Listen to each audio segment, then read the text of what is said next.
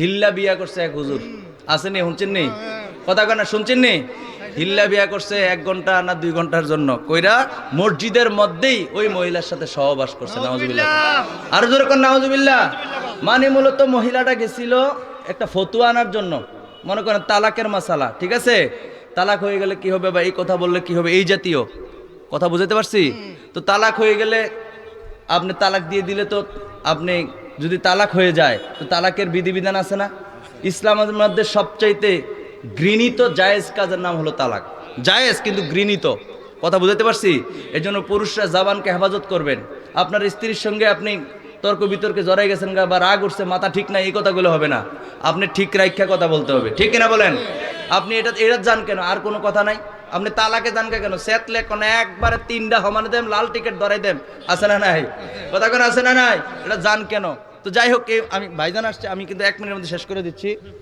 তো যেটা বলতেছিলাম, দুঃখের বিষয় সে আলেম, কিন্তু মানুষ তো আম জনতা কিন্তু মনে করতেছে আর হুজুর এরকম না।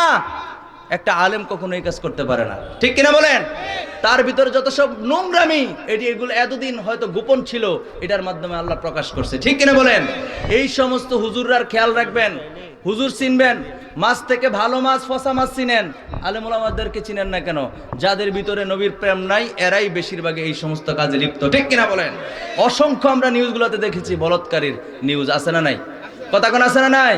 এখন বর্তমানে এটা ফতুয়া আনতে গেছে, ফতুয়া দিছে দিয়া, এমন ফতুয়া দিছে যে তার সাথে বিয়ে হইলে, বিয়ে করার পরে সে যদি আবার তালাক দিয়া দেয়, ডিভোর্স দিয়া দেয়, তাইলে আবার কি ওই পূর্বের স্বামীর সংসার করতে পারবে? জোরে বলেন নাউজুবিল্লাহ।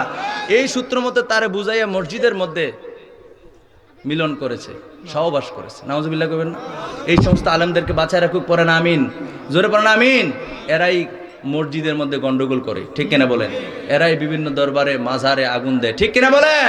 এরাই মাজার থেকে ডেকডেকসি সহ গরু মহিষ বিভিন্ন জিনিস মাল সামানা মসজিদের মধ্যে পর্যন্ত আগুন এই সমস্ত ওলামায়ে কেরাম দেয়, ঠিক কিনা বলেন? এরা আলেম না, এরা কোরআন পড়িয়েছে, কোরআন ছিঁড়েছে, ঠিক কিনা বলেন? কোরআনকে অবমাননা করেছে। এই সমস্ত আলেম, এরা আলেম না, আলেম নামের জালেম। সুতরাং এদেরকে চিনে রাখতে হবে। আমি কাউর নাম নিয়ে কটাক্ষ করতে চাই না, বুঝতে হবে। আপনার কেন বুঝবেন না? বুঝবেন না কেন? বিবেক তো আপনাকে দিয়েছে, আমাকেও আল্লাহ দিয়েছে। আমি বুঝলে আপনি কেন বুঝবেন না?